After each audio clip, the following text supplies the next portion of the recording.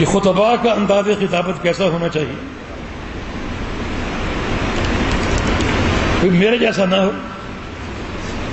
جو اچھا ایک سلجھا ہوا انداز ہے وہ ہو، کیسا ہو جیسا رسول اللہ صلی اللہ علیہ وسلم کا تھا۔ نبی علیہ السلام کا انداز کیسا تھا؟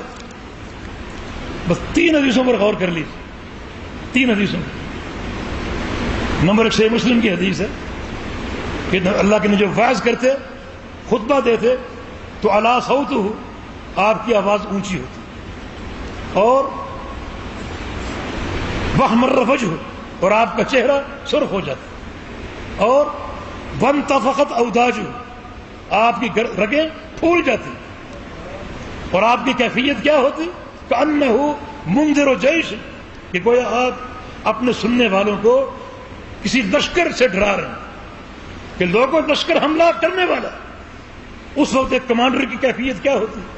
اس میں کتنا اخلاص ہوتا ہے، کتنا درد ہوتا ہے، یہ آپ کی کیفیت ہوتی۔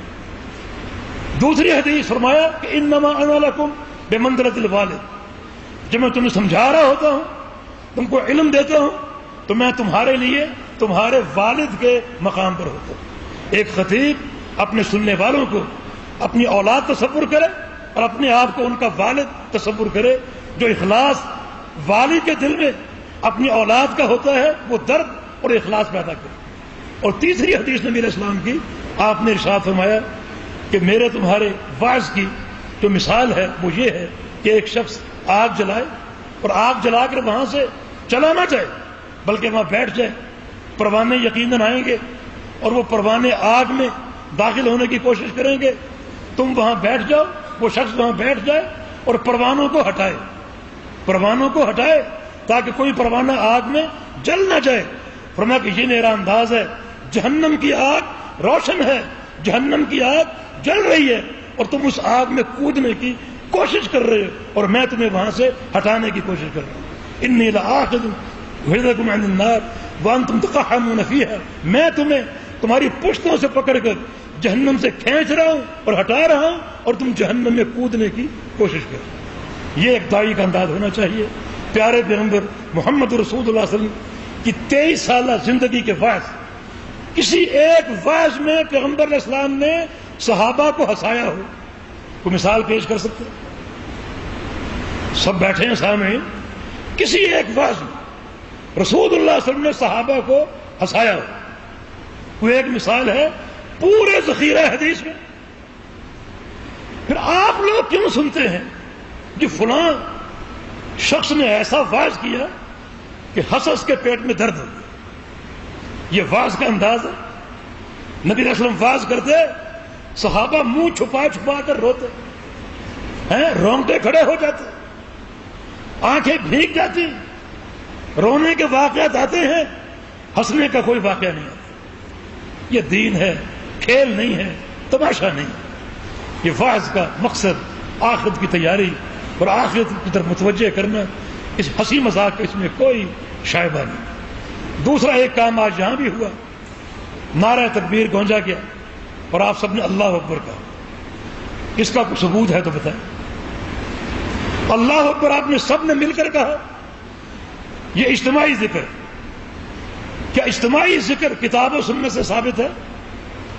اجتماعی ذکر جو شخص کہے گا نعرہ تکبیر، اس کا کیا مقصد ہے؟ سب مل کر اللہ اکبر کہے۔ اور یہ کہا جاتا اللہ کے بندو نعرہ تکبیر جب لگاتے ہو تو یہ خطیب کے لیے ہلاکت ہے۔ اپنے آپ کو بڑا سمجھتا ہے، اس میں تکبر پیدا ہوتا ہے کہ پتہ نہیں میں نے کیا کہہ دیا، میں کیا بن گیا کہ نعرے لگ رہے ہیں۔ اور پھر وہ فخر کرتے ہیں کہ کل میں نے تقریر کی، بڑے نعرے لگے، بڑے نعرے لگے۔ اور خطیب کہتا ہے کہ نعروں کا آواز اتنا ہلکا، پھر وہ اور زور سے نعرہ تکبیر کہتے ہیں اور مجمع اور زور سے اللہ اکبر کہتے ہیں۔ پھر خطیب کہتا ہے کہ وہاں سے آواز نہیں ہے، اس کونے سے۔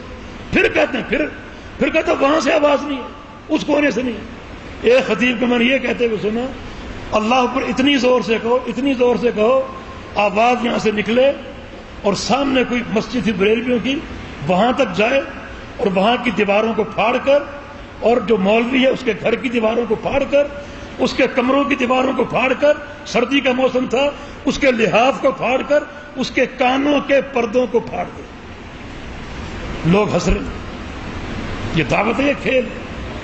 بلکہ ایک شخص نے یہاں تک کہا نعوذ باللہ واستغفر اللہ، کہ اتنا ہلکا نعرہ اتنا اونچا لگاؤ، اتنا بڑا لگاؤ جتنا بڑا تمہارا رب ہے۔ نعرے کی آواز کے ساتھ اپنے رب کو قیاس کر رہے ہیں، رب کی بڑائی کو اپنے نعرے کی آواز میں تول رہے ہیں۔ اللہ کا خوف کرو۔ یہ تمام فرسودہ باتیں حکمت دعوت کے خلاف ہیں۔ سب سے زیادہ تاثیر کس کے آواز میں تھی؟ محمد رسول اللہ صلی اللہ علیہ وسلم۔ کبھی صحابہ نعرہ لگایا، کبھی اللہ کے پیغمبر نے کہا ہو سب مل کر سبحان اللہ کہو، سب مل کر الحمدللہ کہو، یہ سب اجتماعی ذکر، سب کہو سبحان اللہ، سب کہو الحمدللہ، اور نعرہ تکبیر اللہ اکبر، اجتماعی ذکر کی دعوت ہے، اور دین میں یہ ثابت نہیں۔